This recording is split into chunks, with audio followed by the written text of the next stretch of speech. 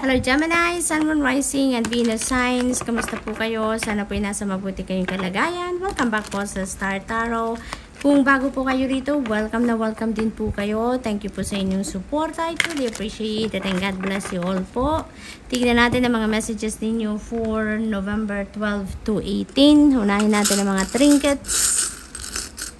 Paunang mensahe ninyo, dalawa agad o nagmamadali, may lakad. Si Gemini, paunang mensahe ninyo is the bicycle. Ayan. So, maaari ang iba sa inyo dito, kailangan na ng physical activity, no? Maaari ang iba sa inyo dito, wala masyadong oras, no? Na mag-exercise, no? Maaring mga ganun, wala. Siguro, work from home kayo, no? Siguro kaya hindi kayo nagkakaroon ng pagkakataon para man lang lumabas, mag-bicycle, di ba? Mag-exercise sa labas, mag-outdoor activity. So, maaring wala kayong time para dyan. Kasi siguro maghapon na kayo nagtatrabaho sa loob ng bahay. Nandyan na rin kayo sa loob ng bahay. Kaya after work, magluluto pa, yung mga ganon siguro. Kaya may panawagan sa inyo na engage in physical activity naman, Gemini, no? This is also, symbolizing, hard work, no? Kaya maaring may extra effort din kayong gagawin dito, no? Sa iba ninyong mga ginagawa. So, we have the baby girl, ayan. This is a new beginning energy. So, merong mga napipintong dito, fresh start sa iba't ibang parte ng buhay ninyo dito, Gemini. Maaari din naman na mag-welcome kayo dito ng baby, no? New baby sa pamilya.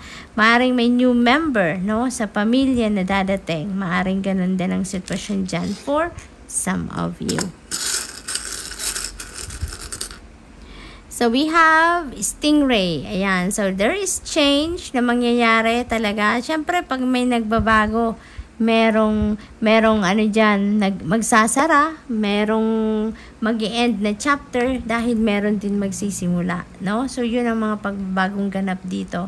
Maaring sa pamilya yan, dahil meron tayong baby girl dyan. So, maaring pagbabago yan sa pamilya dahil merong bagong member, no, na papasok. But, kahit ano man ang ganap dito, kahit ano mang pagbabago ang mag-unfold sa buhay ninyo, walang problema yan kay Gemini. Napaka-flexible ninyo, napaka-adaptable ninyo. Kahit saan kayo ilagay, okay lang sa inyo yan. Kayang-kaya ninyong mag-adjust, kayang-kaya ninyong mag-adapt, no? Kaya napakaganda lang din. Wala kayong worries dyan kung ano man ang mga pagbabagong magaganap sa buhay.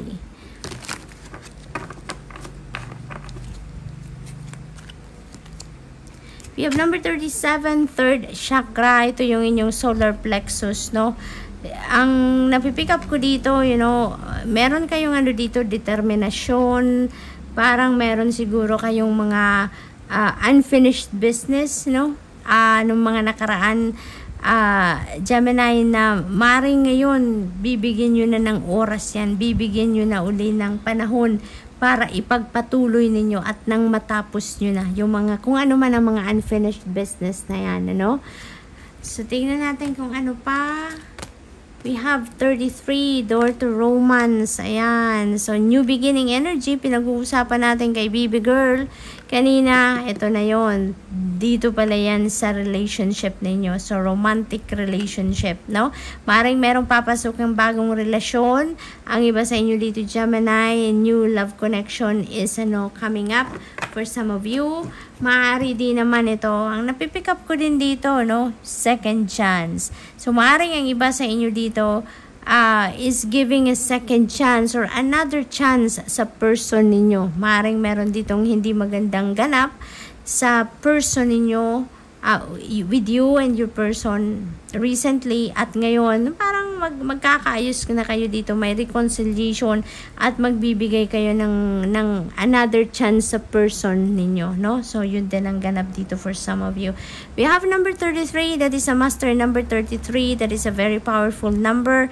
I suggest po, Gemini, na pakitignan po ninyo ang ibig sabihin ng master number 33 for more guidance. We have number 42, woman holding a coin. Napakaganda nito pagdating naman sa inyong money, career, and finances. This is prosperity and abundance dito na maaaring ma-experience ninyo around this time. Maaaring meron ditong financial blessings na parating sa inyo na yun ang magbibigay sa inyo ng pagkakataon para ma-enjoy ninyo ang financial success, no? Ang financial prosperity and abundance dito, Gemini. So good luck. Generosity. Ayan. So generosity is at play dito sa inyo.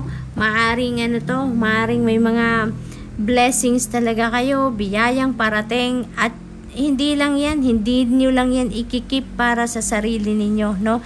Maraming tao din ang umaasa sa inyo, mga kapamilya siguro ninyo.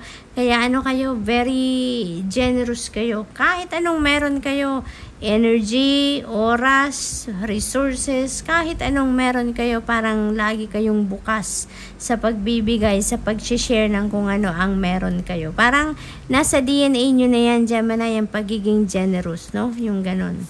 So, what else? We have purity. Napaka-pure din ng inyong puso. Napaka-pure din ng inyong intentions.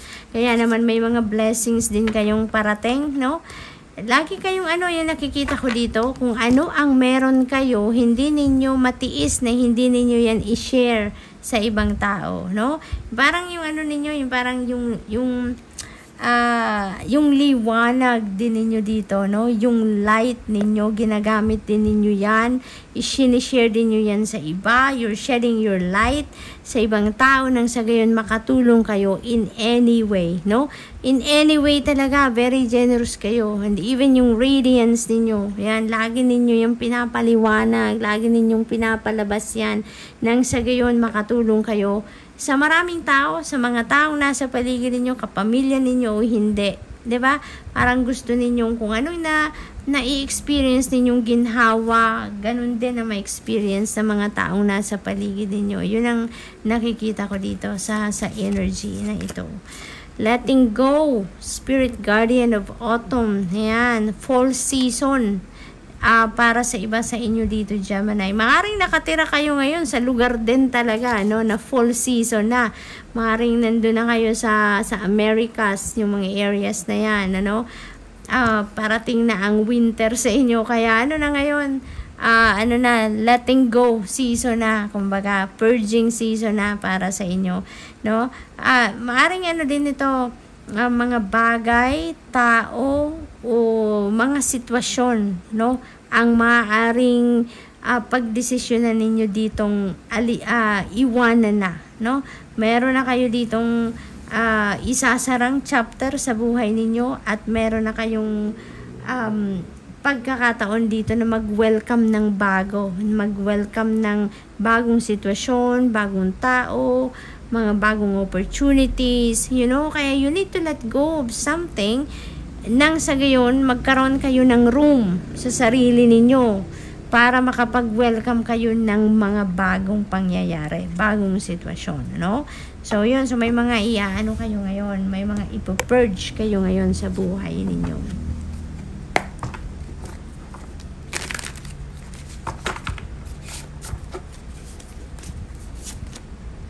So we have Queen of Wands. Ayan. So dito, nasa tapat pa niya si third chakra. So most likely, ang iba sa inyo dito, Gemini, kung ano man yung unfinished business ninyo, no? Kung ano man yung bagay na natigil, na pending, no, in the past, maring babalikan nyo talaga ngayon yan. At ngayon, hindi na kayo titigil na hindi ninyo marating kung ano man ang goal ninyo dito sa sitwasyon na to or sa bagay na to, no? You're not going to allow anything or anyone to get in your way dito. Talagang laser focused kayo, eye on the prize kayo dito at tatapusin nyo talaga kung ano yung na-pending na ginawa ninyo dyan, no? Ngayon, wala nang makakapigil sa inyo. Gagawin ninyo ang lahat, no? Para ma-accomplish ninyo ang bagay na yan. So, we have judgment. Ayan. So, may important decision nito na kailangan ninyong gawin. This is a very important judgment call na hinaharap ninyo dito, Gemini, no? Maaring related ito sa relationship ninyo in the past, no? Maaring meron kayo ditong, unaddressed situation. Maaring related sa inyong relationships na nakaraan na. At maaring nilibing nyo na lang yan sa limot at ngayon, same situation, same scenario ang maaring nagre-resurface dito. Kaya may panawagan uli sa inyo ngayon na Gemini, it's about time na para pagdesisyonan ninyo ang bagay na yan. Whether you're going to make a decision right now, you're going to face it squarely, or pwede rin naman na baka ang decision ninyong gagawin dito is ilibing nyong muli sa limot, no? Kung ano man ang ganap dyan. So, maaring ganun din ang sitwasyon. Depende, no? Depende sa gusto ninyo.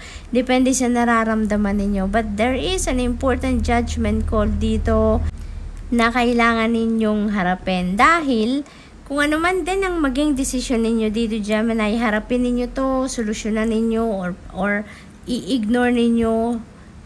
Kahit ano man ang maging decision ninyo, your decision has a great impact dito sa course of your life. Kaya, nasa sa inyo na yan, pag-isipan po ninyong mabuti kung ano ang gagawin ninyo, no? Hindi ito magre-resonate sa lahat ng specific message nito. Kaya, kunin nyo lang po kung ano yung magre-resonate sa inyo. Okay? Thank you. Two of Cups, partnership in love, partnership in friendship, partnership in business, no? Maaring ganon ang mga sitwasyon ng iba sa inyo dito. So, meron ditong, dalawang tao, no, na magsasama. Isa kung ano man ang sitwasyon, maaring relasyon nga yan, maaring sa trabaho, sa proyekto, maaring ganon. Ang maganda lang din dito, no, kung sino man ang tao na makakapartner ninyo dito, no, maaring collaboration din yan, sa project, maaring ganon. Kung sino man yan makakasama ninyo dito, ang maganda dito kasi you will be in sync with each other, no? You will be on the same wavelength. Maaaring mag-share kayo dito ng same goal, no? Kung ano yung gusto ng isa, yung isa is going to be very supportive of the idea ng isa. Kaya kung ano man ang tagumpay ng isa dito, tagumpay mo rin yun, Gemini. Parehas kayong aangat, sabay kayong aangat, no? Sabay kayong magtatagumpay, yung mga ganon. So, kung sa pagkakaibigan din ito, parang soulmate din ito eh.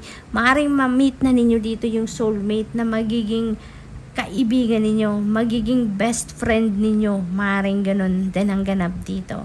So, Gemini, that's all I have for you for the week. I hope nakatulong ang mga mensaheng ito in some way. Thank you for watching. Love and light. Namaste.